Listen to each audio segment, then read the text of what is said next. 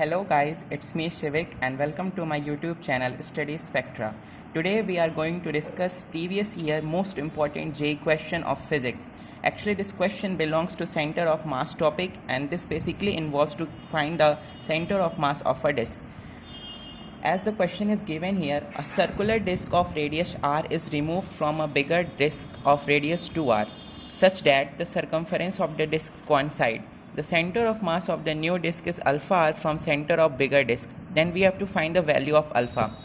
Actually इस question में क्या कह रहा है कि हमारे पास एक बड़ा डिस्क है, उस बड़े डिस्क से हमने एक छोटा डिस्क काट के निकाल लिया है. हमने उस डिस्क को ऐसे काट के निकाला हुआ है कि छोटे डिस्क का जो सरकमफरेंस है वो बड़े डिस्क के सरकमफरेंस से कोइंसाइड कर रहा है. अगर आप ध्यान से देखो तो आपको दिखाई देगा कि यहाँ पे छोटे डिस्क का रेडियस आर है और अगर हम इसका डायमीटर फाइंड करेंगे तो 2r आएगा जो कि बिगर डिस्क के रेडियस के बराबर है, यानी कि वो जो छोटा डिस्क होगा वो बिगर डिस्क के सेंटर से पास कर रहा होगा.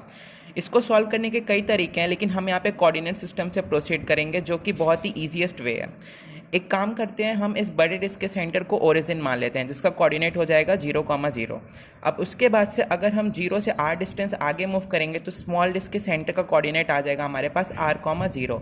अगर हमें सेंटर ऑफ मास निकालना है तो अगर हम बड़े वाले डिस्क के सेंटर ऑफ मास का बात करें तो उसका कोऑर्डिनेट होगा 0,0 और इस डिस्क का जो काट के हम लोग निकाल रहे हैं उस डिस्क का जो सेंटर ऑफ मास का कोऑर्डिनेट होगा वो होगा r,0.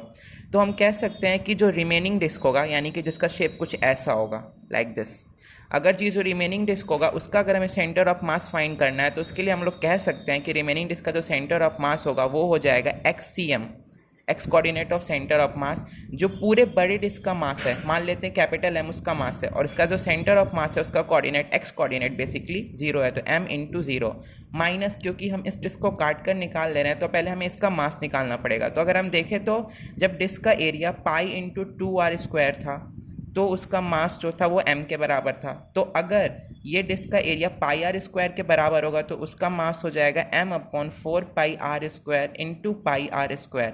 That will get cancelled और उसका मास आ जाएगा m/4, यानी कि इस छोटे वाले डिस्क का मास हो जाएगा पूरे डिस्क का 1/4 यानी कि m/4 और इसका x coordinate of centre of mass है r, तो m/4 × r अपॉन जो इसका मास है बड़े डिस्क का m और जो छोटे डिस्क का मास है डेट इज m/4.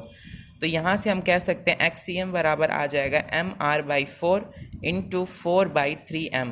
m से m कैंसिल हो जाएगा, 4 से 4 कैंसिल यानी कि -r/3. माइनस का मतलब है ओरिजिन के लेफ्ट साइड यानी कि सेंटर ऑफ मास कहीं इधर शिफ्ट हो जा रहा है, कहीं यहाँ कहीं आ जा रहा है जो कि -r/3, 0 पे लाई करेगा.